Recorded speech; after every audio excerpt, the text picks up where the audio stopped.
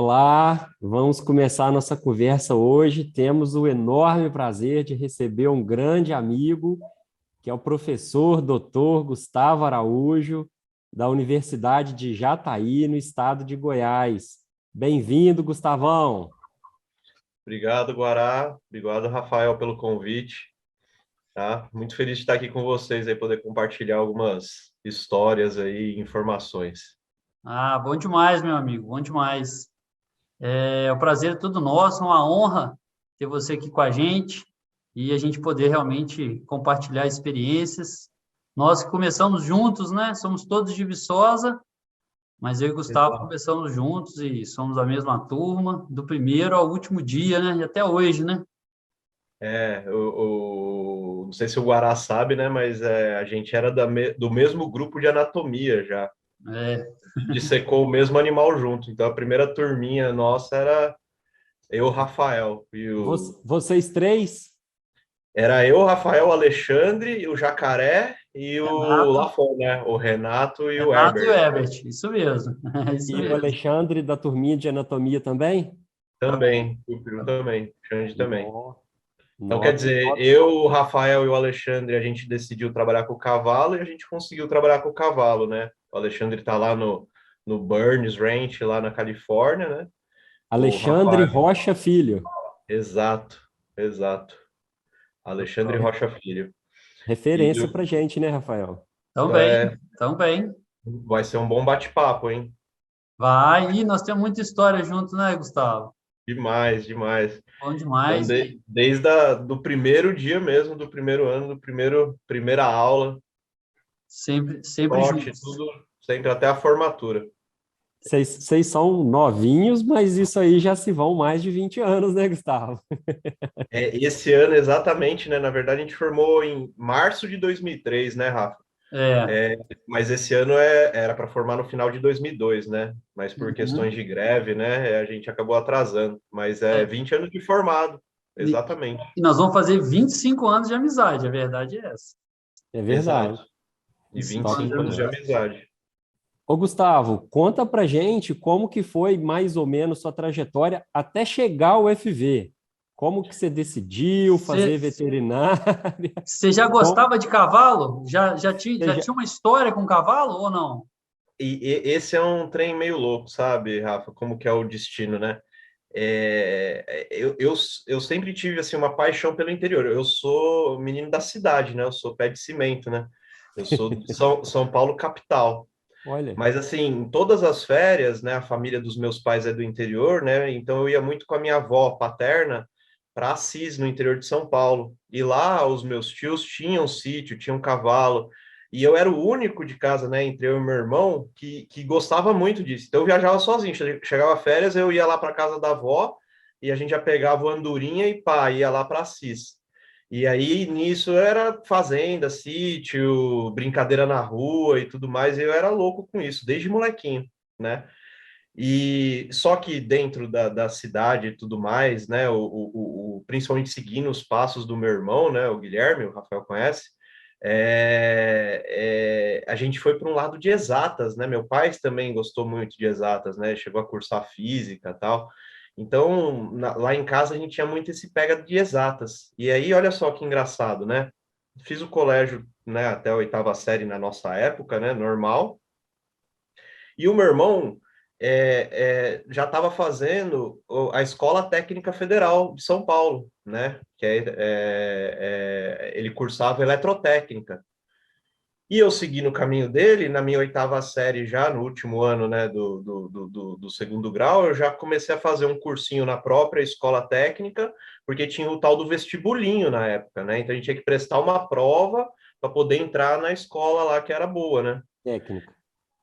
Na escola técnica. E já era bem concorrido, né? Era tipo né? Quase uma Vestibular faculdade. mesmo, Vestibular mesmo, só chamava vestibulinho porque não era faculdade ainda, né? Era colégio técnico. segundo grau. E aí, então, na oitava série, eu me dividia nisso, né? Fazia, então, o último ano no colégio normal e à noite ia para o tal do PEB, que era esse cursinho, que era tipo um cursinho comunitário, que era na própria escola, que também tinha que fazer uma prova para entrar, não sei o quê. Então, eu fiquei esse ano todo estudando para entrar no colégio técnico e passei. Aí entrei na Escola Técnica Federal de São Paulo, também na eletrotécnica. Então, quando eu entrei, meu irmão é 3 anos mais velho, meu irmão já estava formando, já estava no quarto ano já, que aí eram 4 anos de colegial, né, técnico. Então, você fazia 3 anos, formava auxiliar técnico, fazia o quarto ano com estágio, não sei o que, saía técnico em eletrotécnico. E aí eu entrei na escola técnica e comecei a fazer, né, seguindo o caminho natural ali que a gente acreditava que ia ser engenheiro, alguma coisa do tipo, né? E Entendi. na escola técnica, né, eu tenho amigos até hoje do colégio técnico, né? A gente encontrou no final do ano, o pessoal, né, veio de fora, que morava fora, foi bem bacana.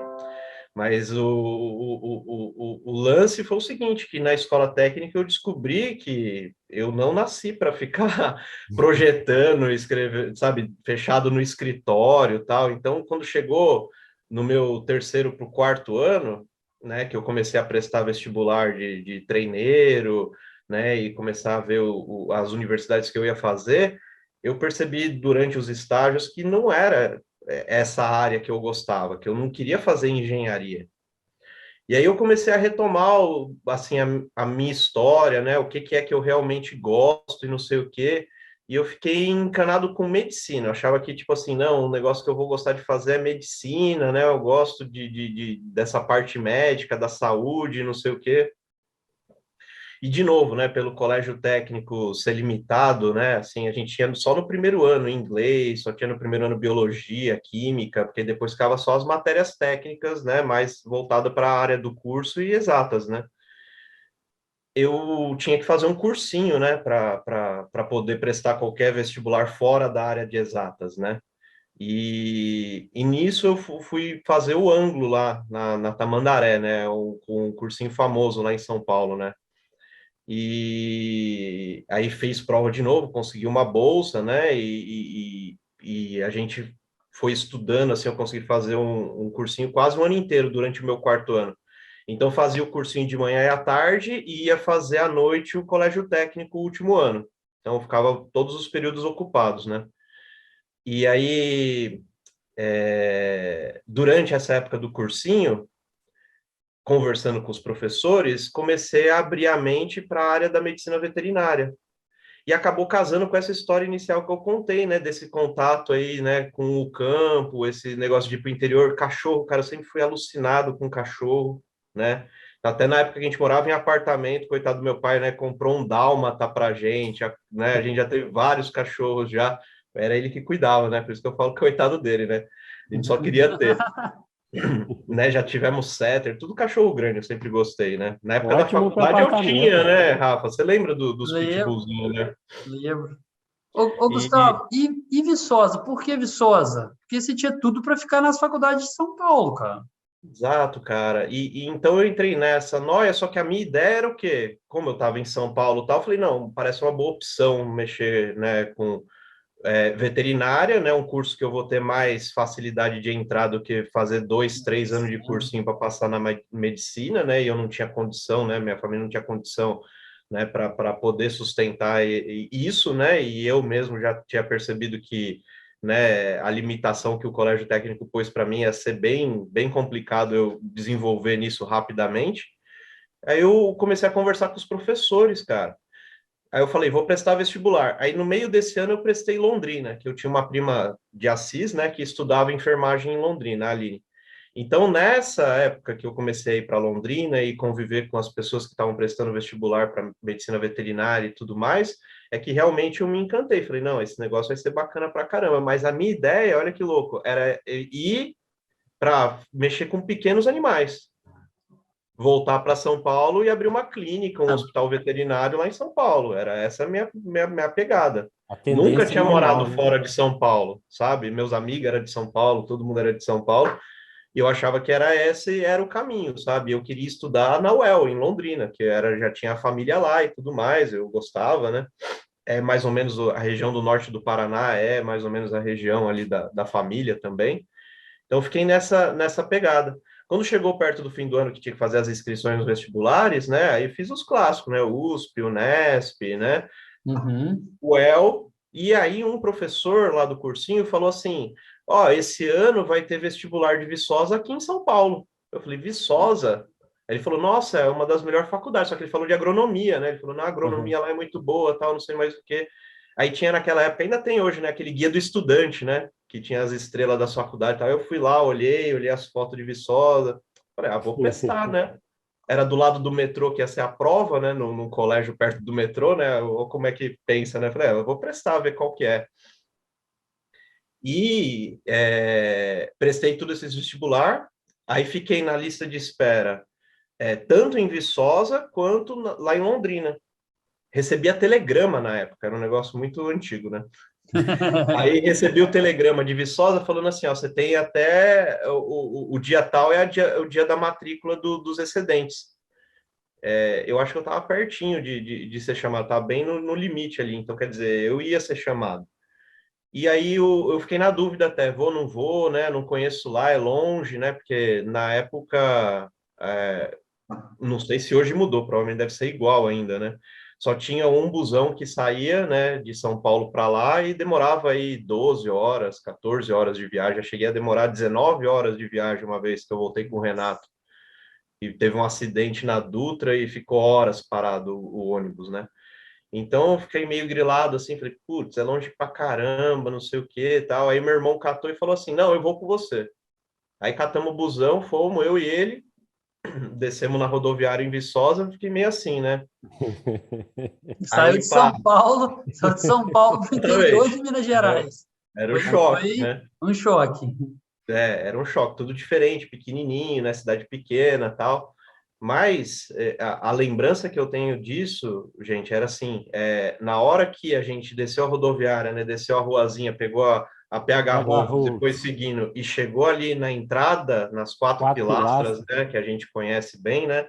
Aham. Passou, eu vi o lago, comecei a ver os prédios, chegou no meio ali que tinha o Bernardão, né?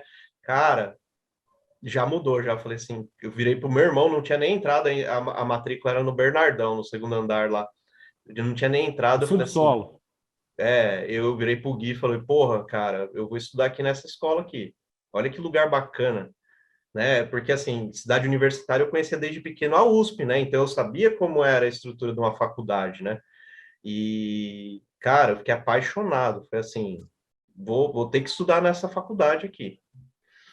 Fiz Bom a demais. matrícula, tudo, voltei para São Paulo, me chamaram também na lista de espera lá de Londrina. Nem fui lá, nem fui fazer a inscrição, nada. Isso que eu nem conhecia ninguém lá em Viçosa, né? E aí mudei para lá, tudo, né? Moramos lá muitos anos e tudo mais. E aí a história interessante é essa, né? Da mudança, que eu ainda estava na ideia de mexer com cachorro e voltar para São Paulo, né?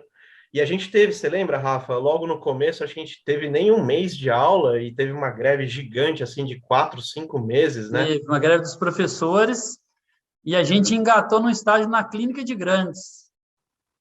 Exato, foi isso que mudou, cara. Foi Foi isso que isso que mudou. mudou? Eu cheguei a pedir ali, fui lá na clínica de pequenos, pedi estágio na clínica de pequenos, aí é aquele esquema de sempre, né? É, Fila. não, você não fez a matéria, você é calouro, tá aqui há uma semana, né? Então vai para casa, né? Depois que você fizer as disciplinas, você volta. Aí, Rafa, eu sentei no banquinho ali, do lado ali do Geraldinho ali, do cafezinho nosso lá, e fiquei Sei. ali, né, careca lá, meio deprimido. Aí sabe quem veio me chamar? O Bobô. Bobô era Ah, residente na época, Bolivar Nóbrega de Faria, isso, né? Bolivar de Faria. E aí o Bobô viu eu sentado ali e falou, Calouro, o que você tá fazendo? Eu falei assim, nada. Aí ele falou, então vem aqui me ajudar. E aí já fomos lá fazer curativo em boi, cabra e não sei o quê. E dali eu nunca mais parei de fazer estágio na clínica, né? O Rafael sabe, eu acho que é eu e o Renato, né? Eu e o Jacaré, a gente fez estágio na clínica, eu acho que todos os finais de semana até o nosso último ano. Eu tenho Nossa. mais de, sei lá, 2.800 horas de estágio na clínica de Grandes, que eu não devo ter pego todo o certificado, que eu sempre fui meio relapso com isso, sabe? Então, na E hora que eu nessa... entrei ali na clínica de Grandes, nunca mais saí, cara. Que legal. E nessa época tinha uma referência fenômeno ali na Clínica de Grandes, né, Gustavo? Isso, que era junto, né? Era clínica, cirurgia e anestésio de Grandes, né? Os residentes rodavam Sim. nessas áreas e atendimento a campo, eram 4 áreas, né? Então, era tudo misturado, né? E ali naquela época lá a gente tinha, né, o professor Dantas, né, que era um clínico excepcional, né, de cavalo, de bovino, de ruminante, né, e o professor Jorge Rio Tinto, né, nosso grande mestre aí, né, Grande o referência, Jorge, né? isso, e essa amizade a gente traz até hoje, né, Rafa? O Jorge é muito gente boa, cara. Nossa, é pai nosso. E os meus, e muitos residentes bons também, né, cara? O Domingos, o próprio Exato. Vovô, o O Domingos tá na Kaique, UFBA, cara, ele tá lá na Bahia, na Federal da Bahia. Kaique tá aqui em Brasília. todos eles Kaique mexe com orientaram muita gente, pequenos. né? Oi, Guará. Kaique mexe com pequenos, né? Na verdade, ele tinha um hospital de grandes quando eu cheguei aqui. Eu cheguei a encaminhar cavalo com Ah, cólica para não, não, ele. não. Kaique, eu tô confundindo com o Richard. Carlos, o Richard é pequenos, É, tá lá pequenos. também. Carlos Henrique Saquete. É, é isso Foi tão mesmo. Então, quer marcante dizer, que lembra até o nome completo da turma. ele já veio aqui dar palestra para a gente, aí que é muita gente boa. E agora ele está reabrindo o hospital aí, provavelmente logo ele vai estar operando de novo. Então é até uma referência para a gente, que aqui, aqui em Jataí a gente não tem o hospital de grandes com centro cirúrgico e tudo mais, então a gente fica meio limitado, sabe? A gente tem um projeto, né? Provavelmente em 5 anos a gente espera, né, concluir, que é poder fazer esse bloco cirúrgico aí para poder atender a demanda local, que vem aumentando muito, né? Aqui em Jataí é uma região muito rica, né? Do estado de Goiás. A gente fica no eixo, né, principal da soja, né, que é Mineiros, Jataí e Rio Verde. Então, a gente tem, né, muito gaúcho, né, famílias de origem gaúcha, então a gente tem muito cavalo crioulo, né, Ó, a última legal. vez que a gente fez um levantamento, a gente tinha cerca de 400 cavalos crioulos registrados aqui no município, e o quarto de milha cresceu muito nos últimos 5, 7 anos aqui, ranchos grandes, né? Já existiam ranchos grandes quando eu cheguei, mas apareceram mais ranchos, né? Principalmente de laço em dupla, né? As provas que o pessoal gosta muito aqui, né? Laço em dupla e tambor, né? 3 tambores. Então, hoje a gente tem 3 pistas cobertas aqui em Jataí, né? Então, tudo pertinho da universidade e tal, né? Assim, o grande objetivo hoje que eu tenho dentro da faculdade é tentar realmente atender, né? Como a gente, né, na época da faculdade atendia, né? A Fazer essa comunidade extensão. local, exatamente, né? Dar o apoio aí para equidicultura local aqui, que vem Nada, se nada de desenvolvendo bem. marchador? Zero marchador. Às vezes eu encontro um ou outro aí perdido aí, mas é bem pouco. Já para Goiânia, Brasília, aí já ferve já de marchador. Mas Ah, aqui é basicamente isso. Tinha um criador de paint horse, eu acho que ainda tem alguns paint horse para cá, mas marchador quase não tem.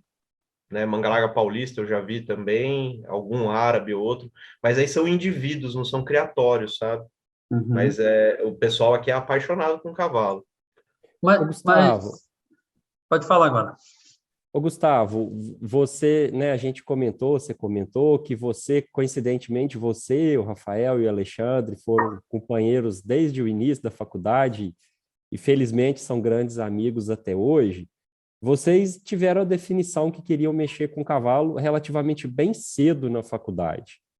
Na sua opinião, e você que é professor, qual que é a importância de o aluno fazer essa definição pelo que ele quer mexer, o que ele gosta mais cedo, assim? Qual que é a importância disso, na sua opinião? Eu falo para os alunos experimentarem tudo. O Rafa sabe, eu fiz estágio em tudo que é lugar, o Rafael também, né? Desde laboratório até. A minha primeira experiência em reprodução, Guará, foi com os caprinos, foi na caprinocultura. Eu ajudava o Jefferson, né? O Vitinho nos experimentos com sêmen de bode, né? Depois Como a gente fez estagiário. estagiário, exatamente. Eu acho que o Herbert era a iniciação científica na época. A gente aprendeu a passar ultrassom nas ovelhas, nas cabras, né? O Rafael trabalhava, se eu não me engano, com a Marlene, né, Rafael, no começo, né? Ele trabalhava com patologia neóspora canino em ovinos. Era isso, né, Rafa? Passava muito tração em ovelha. Nossa, mãe. Quantos domingos, Exatamente. hein? Quantos domingos lá passando tração em ovelha? De noite, né? Era o horário que sobrava, a gente ia. E ia de É. bike, né, cara? Isso que eu acho assim mais absurdo, né? O Hoje mais eu pago a legal. academia para andar de bike, né? E na época a gente subia as colinas de Viçosa tudo de bike, né, cara? É, Então, eu E- comecei na reprodução ali na caprinocultura. E depois com o Anselmo, né, o Valtinho, a gente começou a ir para o bovino de leite, né? Lá no nosso estábulo modelo lá de Viçosa, né?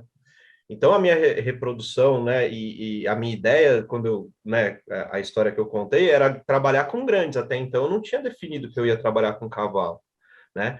No meu primeiro ano, eu fiz estágio também no segundo ano, com pequenos animais. Eu ajudava uma residente, a gente fez um experimento, né, que a gente quebrava a cartilagem. Você lembra disso? Que a gente usava um burdizo, quebrava a cartilagem da orelha dos orelha. cachorros, e depois a gente punha um implante de polímero de mamona. Eu gostava muito de cirurgia também, né? A orelha quebrava, a gente punha um implante de polímetro para a orelha ficar de pé de novo. E aí avaliava. Então, quer dizer, eu tentei nos meus 2 primeiros anos fazer o máximo de estágio em máximo de área. Então, toda oportunidade que tinha, mesmo acompanhando, a gente era muito companheiro, né? Então, tipo, o Rafael vai trabalhar com as ovelhas e vai precisar de ajuda lá, que vai ter que fechar elas Chamava todas. a turma. Todo mundo ia para lá. Ah, não, hoje é o Herbert que vai trabalhar lá nos caprinos, lá. Todo mundo ia para lá. E assim Isso foi. mesmo. Então a gente compartilhava muito conhecimento e tentava interagir, né, das vantagens e desvantagens. Então a gente trocou muita experiência. E isso fez a gente ganhar tempo. Hoje eu enxergo isso. E eu tento falar isso para os meus alunos. Eu falo assim, tenta dar um en passant, porque a gente não tem ainda muito recurso teórico, né? Está construindo ainda, né, a base da casa do nosso conhecimento veterinário, passar por tudo, porque senão a gente pode criar conceitos, né, pré-conceitos, né, não, eu sou de pequenos e, né, como eu cheguei lá, né? Então essa quebra de paradigma é importante. E conhecendo os modos de trabalhar, as rotinas e tudo mais, você vai conseguir fazer um julgamento muito melhor para o mais precocemente decidir. Então, eu acho assim que não é só decidir, Guará, é você decidir já com embasamento e não só no seu gosto, né, na sua Perfeito, ideia, no seu preconceito. E aí perfeito. sim, eu acho que até ali, né, antes de chegar na parte profissionalizante, você está, né, no terceiro ano, você está mais ou menos alinhado, né? Ah, eu vou trabalhar com cavalo. Mesmo que você não saiba se é cirurgia, reprodução, não sei mais o que, você já vai enfocando nas matérias, né, que vão vir, né? Dentro do cavalo, você vai estudar mais, você vai se dedicar mais, né? Que é outra coisa que eu também, né, tenho pegado bastante com os alunos, né? Que não é para estudar para a prova, né? Você está estudando para ser o veterinário. Então, quer dizer, o conceito tem que mudar, tem que virar a chave na cabeça deles, né? E aí, se eles pensarem assim, realmente é extremamente vantajoso já começar cedo. Eu fui decidir mexer com o cavalo, foi no meu quarto ano. Foi no meu quarto Perfeito. ano com uma conversa com o professor Jorge, né? Que assim, eu acho que eu já tinha aquele sentimento, né, por acompanhar ele, né? E ele era nosso modelo, nosso ídolo na época, né? E eu tinha medo de trabalhar com o cavalo. E eu falava Nessa, assim pro Jorge, falava pro Jorge assim, fala, pô, mas Jorge, eu sou de São Paulo. Aí o Jorge, daquele jeitão dele, virava e falava assim, cara, eu sou do Rio, eu fui mexer com cavalo. Aí ele falou assim, ó, você tá mexendo aqui com os grandes e com cavalo desde o seu primeiro ano. Eu fui pôr um cabresto no cavalo no meu quarto ano. Mentira, né? Mas assim, me convenceu, me deu coragem ali para falar assim, não, então eu quero Incentivava, né? cavalo. Aí, dali daquele momento, só estágio com cavalo, buscando informação do essa, cavalo. essa Mas barreira de era entrada, ela mata a gente, né? Assim, desde a faculdade tem aquele mito de que o cavalo é difícil, que o cavalo exato. é complicado. Mas É um muito hobby, legal, né? é muito legal também, Gustavo, você ter tido essa consciência de buscar desde cedo, né? De conhecer para tomar a decisão da melhor forma possível, né?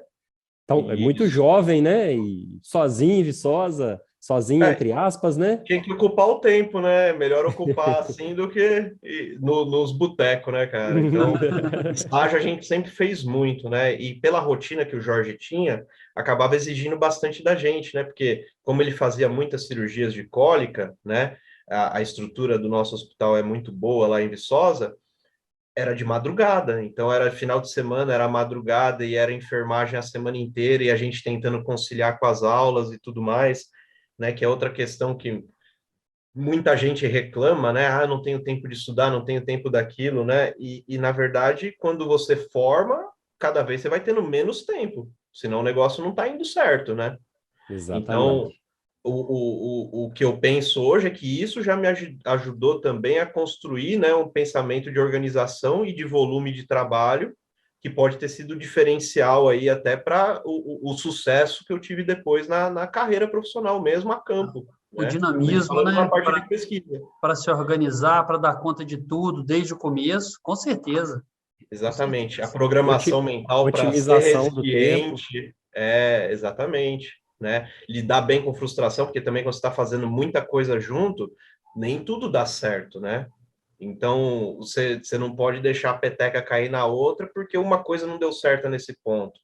Eu acho que isso ajudou muito a minha mente a já se programar para o que vinha depois, né? Que eu acho que é esse que é o foco da faculdade, não é passar a prova é consequência, mas é formar um veterinário que vai ser o profissional que vai trabalhar a campo, ou vai trabalhar em universidade, como hoje eu trabalho, vai trabalhar com pesquisa em empresa, né? Vai trabalhar com esporte, vai trabalhar, né, com o que quer que seja dentro da área que ele escolher. Mas eu acho fundamental isso. Olha o mindset, Guará. Perfeito, É, perfeito, cara. De certa forma, o Gustavo passou por isso de uma forma natural, assim, isso foi sendo construído, né, Gustavo? Né? orgânico. Foi, Orgânico, exatamente. foi me levando. Assim, o mais interessante é que eu queria clínica e cirurgia. Queria clínica e cirurgia, clínica e cirurgia. Chegou lá no nosso último ano, né, para sair para estágio e não sei o quê, de novo numa conversa com o professor Jorge, falei, o que você acha, professor? Eu vou fazer estágio de novo aqui no hospital, igual eu falei, fiz a vida inteira, né, desde o primeiro ano. Aí ele virou, não, você tem que fazer estágio fora. Aí eu falei, então arruma um hospital aí para eu ir, né, lá para o Pacola, para o Equicenter, né, ainda tinha o Salles Gomes na época, né, arruma aí Thiago um Salles Gomes. jockey, arruma um jockey, alguma coisa, tal. Aí o Jorge virou para mim, na lata, assim, virou e falou assim, Gustavo, sua família tem dinheiro, você vai ter carro, você vai comprar um raio-x, você vai, né, ter todo o equipamento aí para poder atender e tudo mais. Eu falei, não, né, nem carro eu acho que eu vou conseguir comprar. Aí ele virou para mim e falou assim, então eu acho que a clínica e a cirurgia não é o caminho para você fazer estágio, para você se inserir no mercado. Aí eu já fiquei meio assustado, porque até então eu só tinha mexido com reprodução das outras espécies. Nunca tinha pensado, aventado a possibilidade de fazer reprodução de equino, né? E ele falou assim: "Não, eu tenho um amigo, né? Ele está trabalhando aqui perto agora, ele mudou faz pouco aqui, ele está trabalhando em Ponte Nova, no Aras Três Corações, né? O nosso amigo que vocês conhecem bem. Aí foi assim que eu conheci o Edilson, Olha né? que legal. Aí o Jorge ajeitou e eu fui lá para passar umas férias lá com o Edilson, né, Rafa? Eu acho que eu fui o Foi, primeiro a ir lá. E aí, foi. nessa história da gente, né, de ser companheiro, isso e aquilo, né, com o tempo aí, todo mundo acabou também conhecendo Edilson e acompanhando, porque na época a transferência de embrião, né, apesar de difundida nos grandes aras, era um grande mito para a gente estudante, né? Nossa, só o cara faz embrião, né, Com aqui, né? certeza, com certeza. Né, eu lembro até hoje da emoção que eu tive do primeiro lavado que o Edilson deixou fazer, né, da primeira prenhez que, né, que confirmou, da palpação das receptoras, né, que era o início do treinamento. Então, quer dizer, eu tenho essa lembrança vívida na minha cabeça, né? Com certeza. Então eu tive ainda essa oportunidade, né, Guará, né? A gente teve, né, Rafa, É. de treinar ainda com um profissional de campo que tinha muita teoria, muita, não dava para conversar com ele nada sem estudar antes, então eu forçava a gente a estudar, né? Cobrava a gente a teoria e depois a gente ia para a prática para fazer o link entre a teoria e a prática. Então, isso aí ajudou demais na minha, e acredito que na do Rafael também demais, na formação profissional de metodologia de trabalho, né? Perfeito. E o Edilson, E, para isso, é sensacional, né? exato, né? Até hoje, né? É. Ele trabalha impecavelmente, né? O Então, Rafael, Hum, perdão, Gustavo, e uma coisa sensacional, comum, até comum entre nós três e comum entre a maioria das pessoas que a gente está conversando, é que todos nós tivemos um padrinho. Mas foram padrinhos extremamente rigorosos, né, Gustavo? Que a gente só conseguiu por merecimento. exato, exato. É a questão da sorte, né? Vai falar, o Jorge tinha um amigo que, mas assim, se eu não tivesse preparado, ele nunca indicaria, né? E se eu ainda, ele achasse que eu tivesse preparado e fosse indicado, o Edilson não ia perpetuar, né, o meu estágio aí, do tanto que perpetuou, e a nossa relação hoje, que realmente é de uma amizade muito boa, a gente é amigo aí há mais de 20 anos também, né, É, Rafa? Pô, parceiro, com certeza, com certeza. então, é Ma- bem ma- interessante isso. Mas, ô, Gustavo, você está falando ainda, estudo até agora, você ainda não Nem formou, né? Nem formei, exatamente. Não E é o formou. link, essa história que o Guará comentou, é o link realmente, né? O que eu queria chamar a atenção para mostrar para vocês aonde eu estou hoje, né? Então, Perfeito, eu cara. sou o professor hoje, né? Eu gosto muito do trabalho de campo, mas o que me estimulou muito a entrar no ensino, ser professor, é esse bem que os professores fizeram para mim. Então, o Dantas é o meu pai na clínica, né? O Rafa sabe, ajudamos no experimento de doutorado dele de, né, de fluidoterapia interal lá na UFMG, né? Abriu muitas portas, conheci outros professores, outras faculdades, né? Aprendi muito sobre clínica, né? Meu concurso, só para deixar claro, né? Porque eu estou falando da clínica, é porque o meu concurso aqui, e eu sou grato muito ao professor Dantas por isso, né? Mas o meu concurso aqui, a minha cadeira é Clínica de Equinos e Reprodução Animal. Então, foi um concurso misto que eles abriram aqui, na época a gente era ainda o FG, né, era Federal de Goiânia, agora a gente é o FJ, a gente emancipou, é Federal de Jataí, mas foi um concurso misto que eu acho que tipo, deve ter 3 pessoas no Brasil com currículo em pesquisa, né, em trabalho, que tem esse perfil aí, de tanto da clínica quanto da reprodução. E foi isso que fez a diferença para eu conseguir passar, né, e conseguir essa minha cadeira aqui em Jataí. E o grande estímulo foi essas pessoas que pegaram nossa mão no começo, acreditaram na gente quando a gente não acreditava, né, Uhum. e deram um voto de confiança para a gente provar o nosso valor. Né? Então não é sorte, né, cara? É você É a estar no boa momento sorte. certo, na hora certa, mas você tem que estar preparado. Tem Você que estar tem que estar com o preparado. Porque terreno você pode fértil, ter gente. todas as oportunidades, se você não tiver preparado, você vai entrar, mas vai sair. A gente fala muito isso no nosso projeto, Gustavo, porque as oportunidades elas existem. As pessoas que têm que estar com a terra fértil para poder germinar, né? Exato, Para as oportunidades germinarem. exato. As oportunidades estão aí, né? E sempre assim, né? Eu trabalhei em vários lugares, né? E sempre assim, quando uma porta fecha, outra vai abrir. E vai ser Exatamente. melhor. Se você Sim. fizer tudo certinho, a tendência é cada vez ser melhor, né? Hoje mesmo eu tava lendo, agora eu gosto de ler esses negócios estoicos aí dos filósofos que têm um pensamento estoico, né?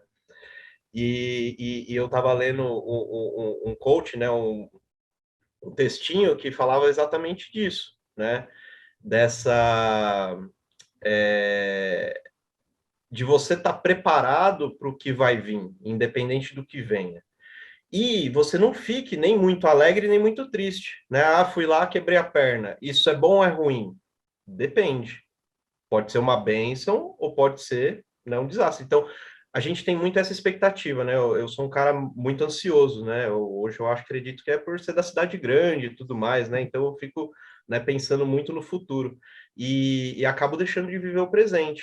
Então, na Exatamente. verdade, né, a gente tem que ter essa visão. Não pode nem ficar muito feliz quando acontece uma coisa que você acredita que é muito boa, né? E também não pode ficar deprimido e triste quando acontecer uma coisa que você acredita que é ruim porque, né, os ditados já falam, né, há Vai males que vêm passar. para bem. E às vezes você perde ali um negócio que você queria muito, que você achava que era o seu caminho, não sei o quê, e na verdade, você dali a um tempo, uns anos, você olha aquilo e fala assim, graças a Deus que eu não fui para lá. Foi uma bênção Exatamente. de Deus não ter entrado ali. Ali não era o meu caminho. Então, eu Sem dúvida. acredito muito nisso hoje também, né? De que, né, a gente trabalhando dentro do certo, fazendo o seu melhor, se esforçando, por mais difícil que seja, o caminho vai abrindo, vai mostrando para você para onde você tem que ir, para onde você, né, vai, né, realmente exercer o seu propósito, né? Eu acho que essa é a palavra, né? O propósito da E a gente. gente tem que buscar, né, Gustavo, dar sempre o seu melhor, né? Então, Exato. sempre buscando dar o seu melhor, você vai estar sempre mais próximo desse caminho. Eu acredito muito nisso também. Pelo trabalho, né? O meu pai fala isso, né? Existem vários caminhos para o sucesso. mas eu não conheço nenhum que não envolva muito trabalho. Então, tem 1000 caminhos, né? E eu acho bonito esse projeto de vocês, que vocês vão mostrar isso, né, para o Perfeito. pessoal novo aí que está chegando. Existem vários caminhos, né? O Uhum. sucesso não é um destino comum, né? Mas todos os caminhos vai ter muito trabalho. Muito E E se trabalho. não tiver necessa... fácil, provavelmente você está no caminho errado, né? Essa é a Exatamente. mensagem, né, Isso que eu ia triste, falar. né, que a Não gente deixa. necessariamente o atalho é bom, né? Às Não, vezes, normalmente não. Normalmente não. normalmente Normalmente não. não. Toda vez que Normalmente. eu fui por dinheiro, que eu fui por encurtar caminho, eu me dei mal, cara. Não sei se é um Isso é. recado do destino, mas tem que Mas isso é. basear, né, nossas decisões em muitos aspectos, né, cara? É, É. com Não na certeza. facilidade do trabalho, né? Ô, Gustavo, teve uma fala sua que você que me marcou aqui, que você falou que trabalhou em vários lugares ao longo do mundo, ao longo do tempo. Conta para nós como é que foi esse primeiro emprego, como que foi, se já foi com faculdade ou se foi no campo, e quais os países por onde que você trabalhou. É, foi sorte, né? Como a gente estava falando antes, né? Mas assim, eu tive a oportunidade, depois de muitos pedidos e ajuda, né, de grandes professores, né, de fazer o estágio, né, do final do curso lá em Botucatu, na Unesp, né? Então eu fiz, graças à greve também, né? Nossas greves, então não tem só lado ruim, né? Aquilo lá que a gente estava falando, né? Ah, vou formar em março, queria formar antes, tal. Graças a essa greve eu consegui um estágio de dezembro e janeiro lá em Botucatu, bem na época da nossa formatura. Certo? E graças à ajuda do professor Dantas, né, lá em Viçosa, e do professor João Ferreira, lá em Botucatu, né, que eles já eram amigos da época da residência, né, que o professor Dantas foi residente lá também, porque na época existia muito, assim, Botucatu era muito criteriosa, muito pedido de estágio, e eles davam prioridade para as outras Unesps, para a USP, né, e para as estaduais do Paraná, né, principalmente Londrina. Então, como tinha muito pedido de estágio, acabava que a gente de federal não conseguia interagir bem lá, né? Não conseguia muito estágio. Não tinha muita Então, vaga. não tinha, nunca sobrava vaga. E, Vai e, lá, cara. e aí conseguiu essa conexão, cara, e até interessante, né? Depois vocês vão entender a lógica do negócio. Então, abriu muitas portas, não só para mim, mas para outros alunos de Viçosa também que vieram na sequência, né? Então, a gente foi Uhum. desbravando e foi abrindo o caminho para outros também seguirem, né? Então, o que aconteceu foi o seguinte: a minha ideia era fazer residência. Então, na hora que eu decidi trabalhar com reprodução, né, ia trabalhar com cavalo, né, que foi a ideia do Jorge, e a gente treinou com o Edilson, eu vi a realidade do campo e tudo mais, juntou com essa ideia, né, de ser professor, de continuar propagando o conhecimento, né, do jeito que fizeram comigo, a retribuição, né, porque, olha, eu sou filho de federal há muito tempo, né, eu fiz colégio técnico 4 anos, que era federal, fiz Viçosa 5 anos, que era federal, né, então a minha ideia era voltar, retornar para a população também, né, para o povo, né, o que eu recebi, né, do imposto que todo mundo pagou e tudo mais, né, eu sempre tive esses pensamentos, né. E aí eu conversas com o Edilson tal, qual era o melhor lugar de reprodução de equino do Brasil, né, em faculdade? Sempre foi Botucatu, né, a história Uhum. sempre mostrou, né, Botucatu como uma faculdade de referência, né, em reprodução de equino. E lá tinha a residência na reprodução. E aí é que vem a parte que eu estava falando de coisa boa, coisa ruim, né? Também. Então eu fui para Botucatu para fazer o estágio e prestar a prova de residência, que era no final de janeiro. Então foi certinho, foi tudo perfeito. Fui para o estágio, passei dezembro, passei Natal, passei Ano Novo, passei, né, as festas todas trabalhando em Botucatu, que era uma época de férias e realmente tinha baixa de pedido de estágio, então foi a oportunidade que surgiu para mim, eu agarrei ela com unhas e dentes, né? No final desse período de estágio, eu já estava tratando até laminite de cavalo lá na reprodução de Garanhão do professor Papa, porque eu já tinha experiência clínica, né, adquirida nesses anos de Viçosa. Então, todos os meus conhecimentos eu tento usar ao máximo e tento aprender mais, né? E prestei a prova de residência. Só que por uma infelicidade, aí é o negócio que você fala, nossa, vou ficar frustrado, né? como a gente formou em março, até chegar o diploma, a gente mandar o diploma lá para Brasília, tirar o CRMV, e era quase o meio do ano. Com E a certeza. residência, eles precisavam do diploma do CRMV, como ia exercer a função de veterinário residente, em março. Então, não rolou a residência. Não rolou. Apesar de eu ter ido bem na prova, eu acredito, né? Não me mostraram, mas pelo que aconteceu depois, né? Não rolou a residência. E aí o professor João me chamou para conversar, né? Eu estava meio frustradão, porque, né, mesmo passando, não ia assumir, não ia rolar. E aí ele falou assim, olha, tem um professor que está voltando do pós-doc com o Ginter, né, com o Dr. Ginter, dos Estados Unidos, ele está chegando agora, né, mês que vem, é o professor Cezinandi de Meira, e ele orienta reprodução de cavalo, porque na época tanto o professor Marco Alvarenga, né, quanto o professor Papa estavam lotados de orientado de mestrado. Aí surgiu essa oportunidade, né, de boca, ninguém tinha falado com o professor Meira, ninguém tinha falado nada. Aí a gente formou, eu voltei para Botucatu, o professor Meira já tinha voltado, eu conversei com ele. E ali eu tinha perdido a residência, estava triste e frustrado. O professor Meira viu meu currículo e falou assim: não, mas você tem tantas horas de prática, para que você quer fazer residência? Aí eu já comecei a repensar, falei, ué, é porque era o caminho lógico que eu tinha planejado, né? Faz a graduação, faz residência, faz mestrado, faz doutorado.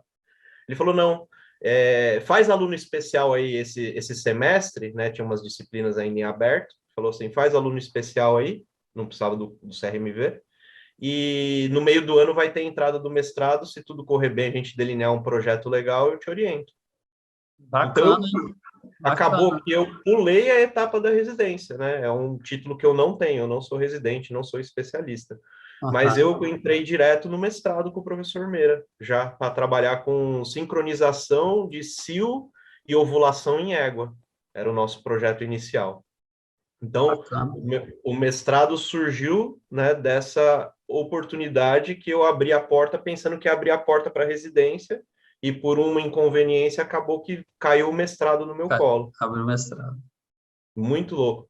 E, né, comecei a trabalhar com o professor Meira, que é um pesquisador super criterioso, e comecei a criar essa também visão de pesquisa científica, que até então a gente tinha no âmbito de laboratório, tinha trabalhado com o professor Dantas, né, quando ele foi orientado do professor Geraldo Heleno na UFMG no projeto dele. Então eu tinha, assim, experiências com pesquisa de alto nível, mas nunca tinha realmente participado e Participado. tocado ativamente, né? Só Aham. era tipo estagiário, né?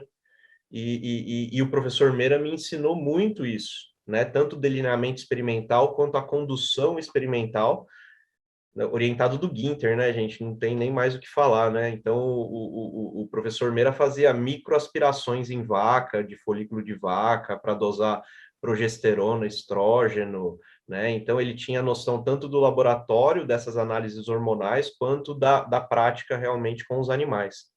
E eu sou eternamente grato ao professor Meira, né? Considero ele meu amigo, né? A gente conversa até hoje, estamos retomando alguns projetos juntos, né? A Fernanda passou lá em Botucatu, não sei se vocês sabem, né? A gente Nada estava salvo. junto, né? Quando ela foi lá no Embrec, né? Isso, isso. É, então a gente está até retomando, né? Algumas ideias, alguns projetos aí para tocar junto aí para a gente, né? Fortificar principalmente o meu lado, né? Que estou aqui na Federal, no interior de Goiás, né? E a gente não tem ainda toda a estrutura necessária e as condições para tocar os experimentos adequadamente, né? Mas as ideias a gente tem, né? E a possibilidade de colaborar a gente tem também. Então, Perfeito. atualmente a gente continua trabalhando nesse sentido. Mas aí eu entrei no mestrado, né, com o professor Meira, e aí surgiu, como a gente não tinha bolsa, não tinha nada, e eu sempre tive que trabalhar para me virar, né, surgiu algumas oportunidades de emprego. E aí a pergunta do Rafa, né,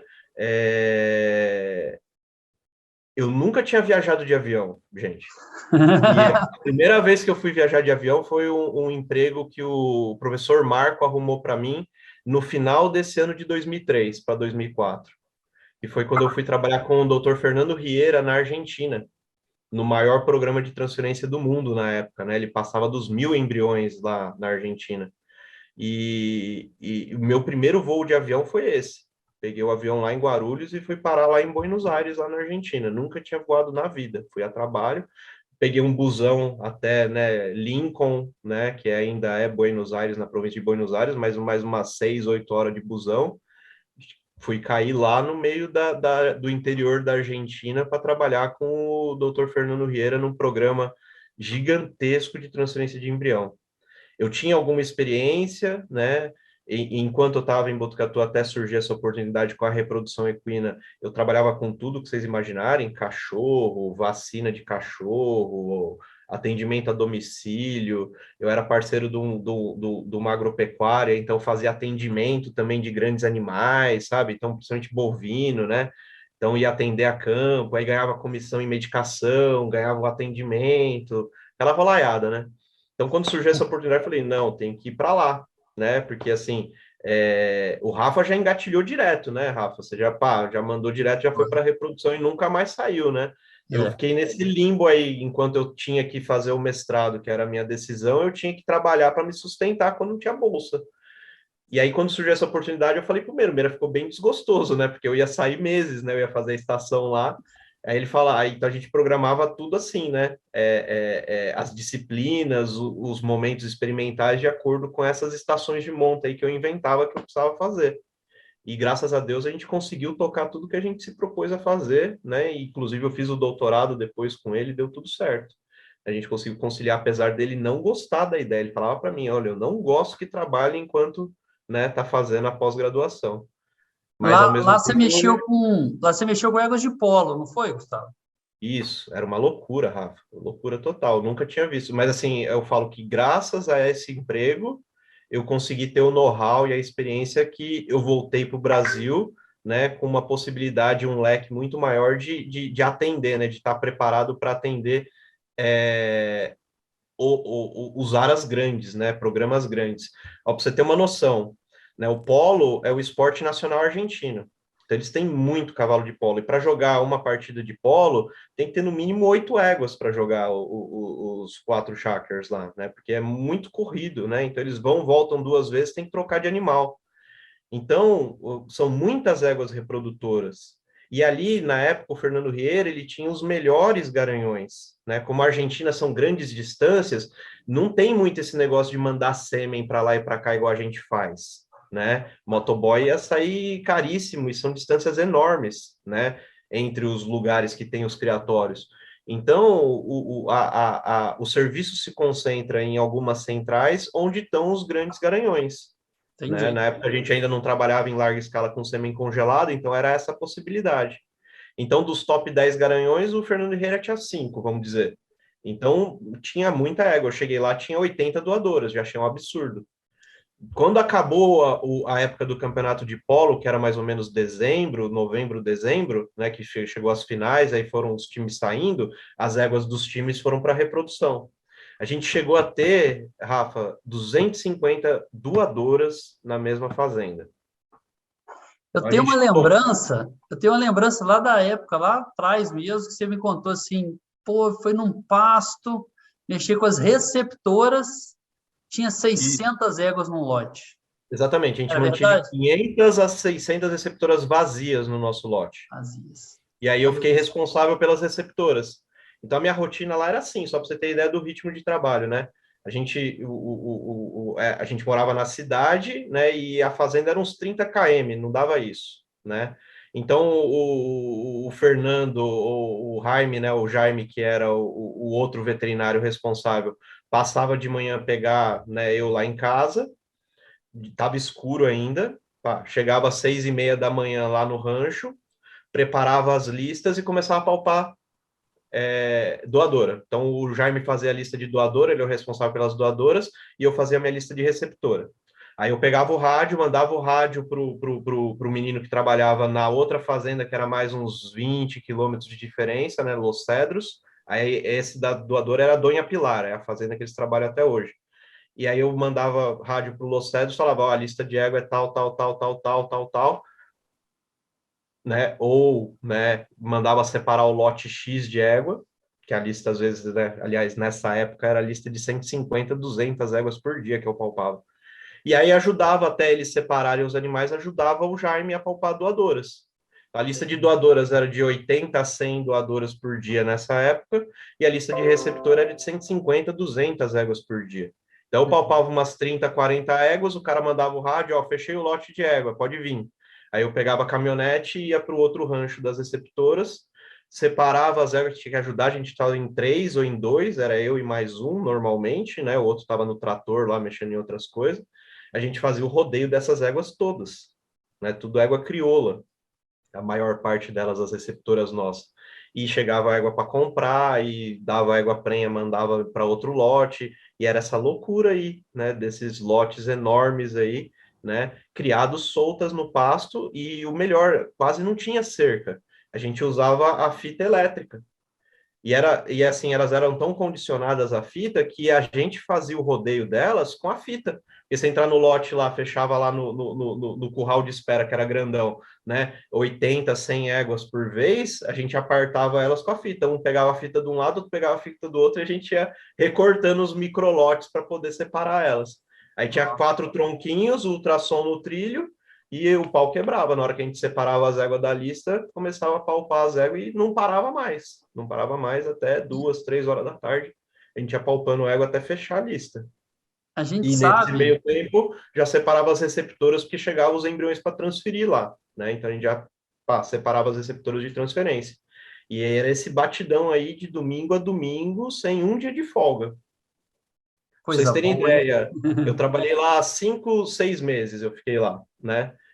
Eu era bem magrelinho, né? O Rafa sabe, né? Era bem só pele e osso, né? Mas assim, eu pesava uns 55, 60 quilos aí na média, né? Quando eu fui para lá, eu acho que eu estava na melhor forma, assim, da época, né? Eu estava com 62 quilos. Eu voltei da Argentina, gente, com 52 quilos. 10 a menos. Tava só a tirinha só, cara.